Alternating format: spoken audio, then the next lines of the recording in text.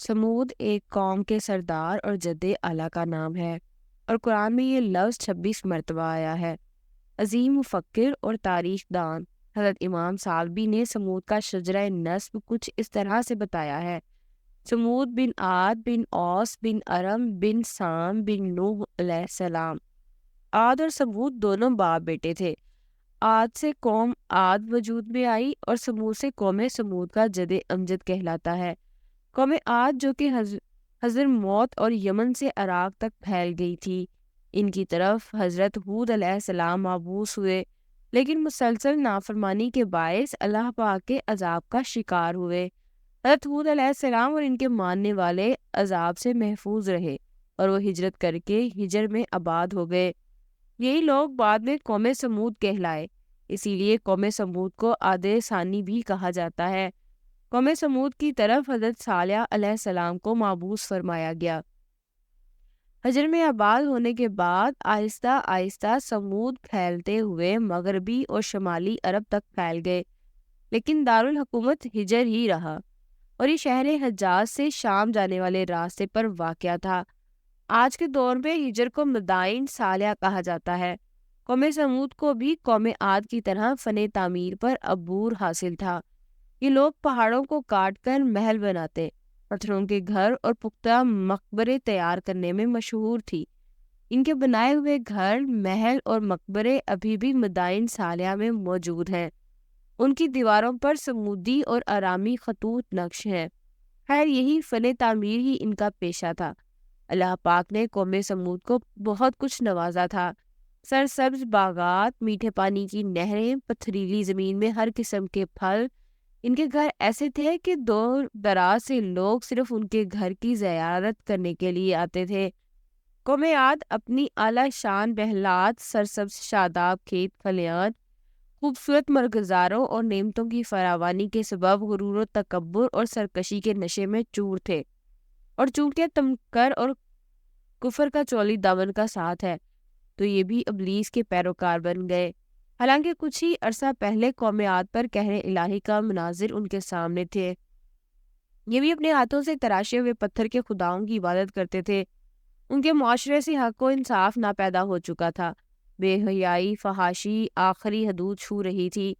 مقدس انسانی رشتوں کا احترام ختم ہو چکا تھا۔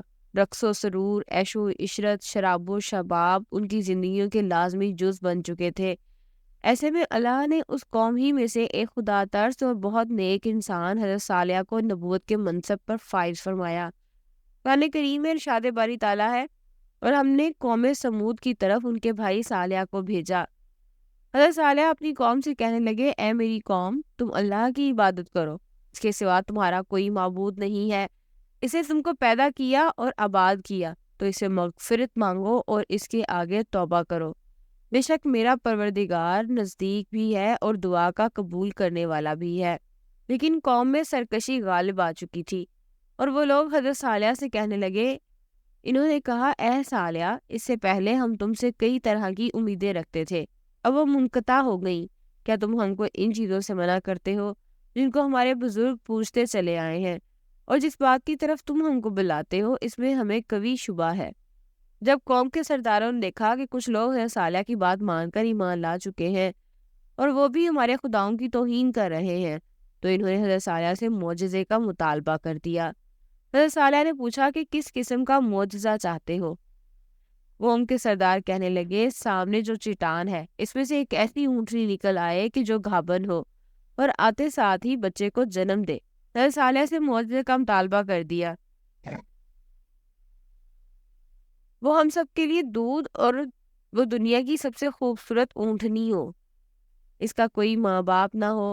حضرت صالح نے اللہ پاک سے دعا فرمائی تو اسی لمحے ایک اونچے قد والی گھابن اونٹنی چٹان سے برآمد ہو گئی۔ اس نے آتے ساتھ ہی ایک بچے کو جنم دیا اور اسے اتنا دودھ دیا کہ سب نے پیا، لیکن پھر بھی اس کے تھن بھرے کے بھرے رہے۔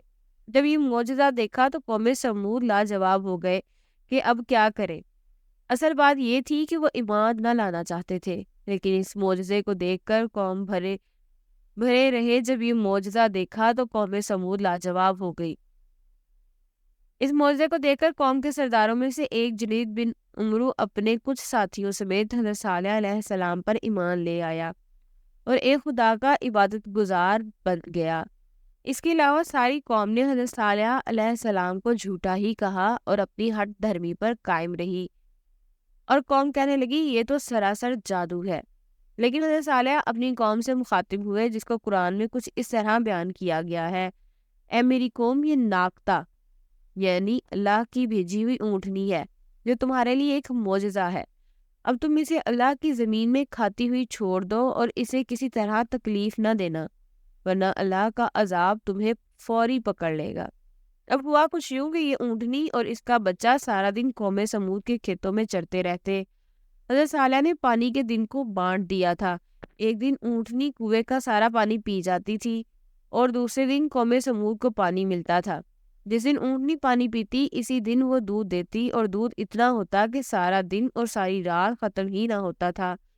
اللہ پاک اس کو قرآن کریم میں کچھ اس طرح بیان فرماتا ہے: صالح نے اپنی قوم سے کہا، دیکھو یہ اونٹنی ہے، ایک دن اس کی پانی پینے کی باری ہے اور ایک معین روز تمہاری باری، اور اس کو کوئی تکلیف نہ دینا، نہیں تو تم کو سخت عذاب آ پکڑے گا۔ بس کچھ ہی عرصہ گزرا تھا کہ قوم کے لوگوں کو اونٹنی سے تنگی ہونے لگی۔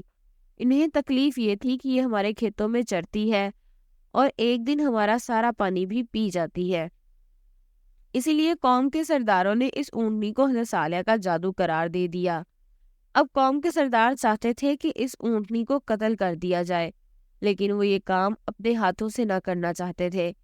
قوم سمود میں ایک صندوق نامی عورت تھی جو بڑی حسین اور مالدار تھی۔ اس کی لڑکیاں بھی بہت خوبصورت تھی۔ اس نے مصدع ابن داہر اور کیدار بن سالف کو بلا کر کہا کہ اگر تم اونٹنی کو ذبح کرو تو میری جس لڑکی سے چاہو جتنی راتیں چاہو گزار لینا، اور یاد رکھو کہ وہ ابھی تک کنواری ہے۔ چنانچہ دونوں نے مل کر اس اونٹنی کو ذبح کر دیا، مگر کیدار نے ذبح کیا اور مصدع نے ذبح پر مدد دی، اور پھر حضرت صالح سے کہنے لگے اگر تم رسول ہو تو ہم پر عذاب لے آؤ۔ اونٹنی کے قتل کے بعد انہوں نے حضرت صالح کے قتل کا بھی پروگرام بنا لیا۔ قرآن پاک میں ارشاد باری تعالیٰ ہے: آخر انہوں نے اونٹنی کی کونچیں کاٹ ڈالیں اور اپنے پروردگار کے حکم سے سرکشی کی، اور کہنے لگے کہ صالح جس چیز سے تم ہمیں ڈراتے تھے، اگر تم اللہ کے پیغمبر ہو تو اسے ہم پر لے آؤ۔ اونٹنی کے قتل کی خبر سن کر حضرت صالح دھاڑے مار کر رونے لگے کہ اب اس قوم کو اللہ کے عذاب سے کوئی نہیں بچا سکتا۔ قوم سمود کے 9 افراد پہاڑی کی اوٹ میں گھات لگا کر بیٹھ گئے کہ آج رات ہی حضرت صالح کو بھی قتل کر دیں گے، لیکن اللہ پاک نے اسی رات ان پر پتھر برسا دیے کہ جن سے وہ 9 کے 9 افراد ہلاک ہو گئے۔ پوری قوم نے صبح جب ان 9 افراد کی لاشیں دیکھی تو پھر بھی انہیں عقل نہ آئی۔ پھر حضرت صالح نے قوم سے کہا کہ اب تمہارے پاس صرف 3 دن بچے ہیں، جتنی چاہے عیش و عشرت شراب و شباب میں گزار لو، 3 دن کے بعد ایک سخت عذاب تمہارا منتظر ہے۔ قرآن پاک میں اللہ پاک فرماتا ہے کہ جب انہوں نے کونچیں اونٹنی کے پچھلے پاؤں کو اوپر والا حصہ کاٹ ڈالی تو صالح نے کہا کہ اپنے گھروں میں 3 دن اور فائدے اٹھا لو، یہ وعدہ جھوٹا نہیں ہے۔ لیکن وہ بے شرم بے حیا قوم ہنس کر حضرت صالح کا مذاق اڑانے لگی اور ان سے کہا کہ آپ ہی بتا دے کہ ہم یہ 3 دن شراب میں گزارے یا کہ شباب میں۔ حضرت صالح فرمانے لگے کہ پہلے دن تمہارے چہرے زرد ہوں گے، دوسرے دن سرخ، اور تیسرے دن کالے رنگ کی نحوست ہوگی تمہارے چہروں پر، اور پھر چوتھے دن تم پر اللہ کا عذاب نازل ہوگا۔ اور پھر ایسا ہی ہوا۔ تیسرے دن جب ان کے چہرے کالے ہو گئے تو قوم سمود ڈرنے لگی کہ نہ جانے اب کس قسم کا عذاب نازل ہوگا۔ چوتھے دن کی صبح ایک زوردار چیخ آسمان سے نکلی جس سے ساری قوم کے کانوں کے پردے پھٹ گئے۔ ان کے دل تو جیسے باہر آنے والے تھے، روحیں جسموں سے نکلنے لگی، اور چند ہی لمحوں میں وہ جہاں جہاں موجود تھے اپنی اپنی جگہ پر اوندھے منہ گر گئے اور سسک سسک کر سب ہلاک ہو گئے، اور ایک زلزلہ آیا جس سے ان کے گھر انہی پر گر گئے۔ اللہ اکبر! یہ تھا ایک عظیم اور طاقتور قوم کا حال۔ قرآن میں اللہ پاک فرماتا ہے: اور جن لوگوں نے ظلم کیا تھا ان کو چنگاڑ کی صورت میں عذاب نے آ پکڑا تو اپنے گھروں میں اوندھے پڑے رہ گئے، گویا کبھی ان میں بسے ہی نہ تھے۔ سن رکھو کہ سمود نے اپنے پروردگار سے کفر کیا، اور سن رکھو سمود پر پھٹکار ہے۔ جب ہمارا حکم آ گیا تو ہم نے سالیہ کو اور جو لوگ ان کے ساتھ ایمان لائے تھے ان کو اپنی مہربانی سے بچا لیا اور اس دن کی رسوائی سے محفوظ رکھا۔ بے شک تمہارا پروردگار طاقتور اور زبردست ہے۔ دوستوں، حضرت صالح علیہ السلام کا انتقال 280 برس کی عمر میں ہوا اور مکہ مکرمہ میں آپ کا مزار پر انوار ہے۔ ایک دوسری روایت میں حضرت صالح کا مزار مبارک ناسک میں بتایا جاتا ہے۔ اللہ پاک ہمیں عبرت حاصل کر کے اپنی نافرمانی سے بچنے، اپنی اور اپنے پیارے رسول صلی اللہ علیہ وآلہ وسلم کی اطاعت و فرما برداری میں زندگی گزارنے کی توفیق عطا فرمائے۔ کمنٹ سیکشن میں آمین لکھنا مت بھولیے گا۔